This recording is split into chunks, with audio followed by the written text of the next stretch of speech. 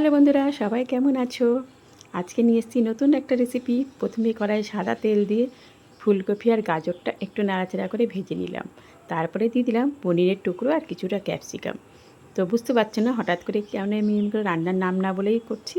তো আজকে বানাবো একটা সুন্দর পদ, সেটা হচ্ছে পোলাও।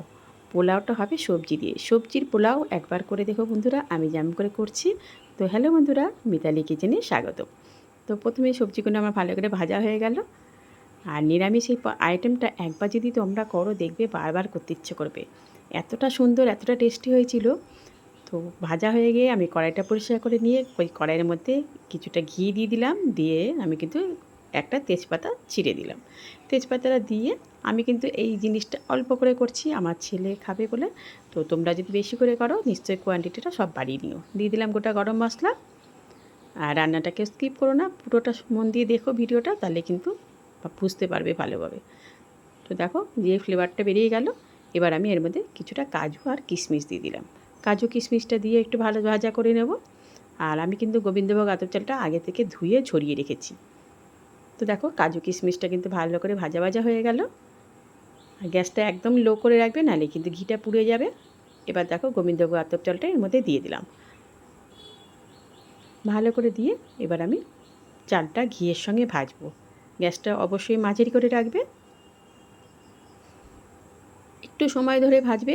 দেখো সামান্য আমি একটু হলুদ দিয়েছি। আমি কিন্তু এখানে কোনো বাইরের ফুড কালার ইউজ করিনি, কারণ আমি বাড়িতে আমাদের বাড়িতে খুব একটা বাইরে ফুড কালার ব্যবহার করি না। ঠিক আছে, তাহলে কিন্তু মানে স্বাস্থ্যসম্মত হবে। এটা তুমি ঘরের হলুদ আছে, সেই হলুদটাই সামান্য একটু দিতে পারো। আমি সেটাই দিয়েছি। তো ভালো করে দেখো নাড়াচাড়া করে নিলাম। গ্যাসটাকে একদম মাঝারি করে রেখে দিয়েছি।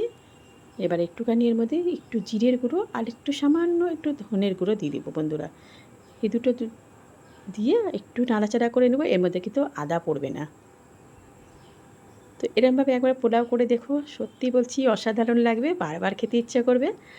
আর নিরামিষ দিনে একঘেয়েমি খেতে ভালো লাগে না, বাচ্চারা অনেক সময় বায়না করে কি খাবে। তো এটা কিন্তু করে দিতেই পারো।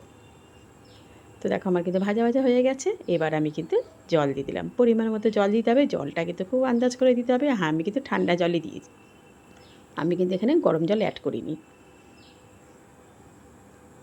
তো দেখো আমি তেজপাতা দুটো তুলে দিলাম। দিয়ে কিন্তু আমি এবার এটাকে একটু লবণ চিনি দিয়ে দিব। আন্দাজ করে লবণ দিয়ে দিলাম। দিয়ে দিলাম আন্দাজ করে চিনি। তোমরা যে একটু মিষ্টি পছন্দ করো, ওই মিষ্টি বেশি দিতে পারো, মিষ্টি কম পছন্দ করলে কম দিতে পারো। একটু নাড়াচাড়া করে এবার আমি ঢাকা দিয়ে দিয়েছিলাম। তো দেখো জলটা প্রায় একটু শুকনো শুকনো হয়ে এসছে। এবার আমি এর মধ্যে অ্যাড করে দেবো সবজিগুলো, কারণ গোবিন্দভোগ আতপ চাল খুব তাড়াতাড়ি নরম হয়ে যায়। এবার কিন্তু আমি গ্যাসটাকে একদম লো করে ঢাকা দিয়ে রেখে দেবো প্রায় 10 মিনিট।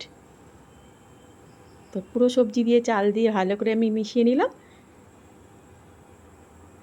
তো দেখো ঢাকা দিয়ে দিয়েছি। ঢাকার মধ্যে কিন্তু একটা লবঙ্গ ছিদ্র ঢুকিয়ে দিয়েছিলাম, নাহলে বাষ্পটা বেরিয়ে যাবে। আচ্ছা দেখো জলটা আমার টেনে গেছে। আমি দিয়ে দিলাম একটুখানি জায়ফল গুঁড়ো।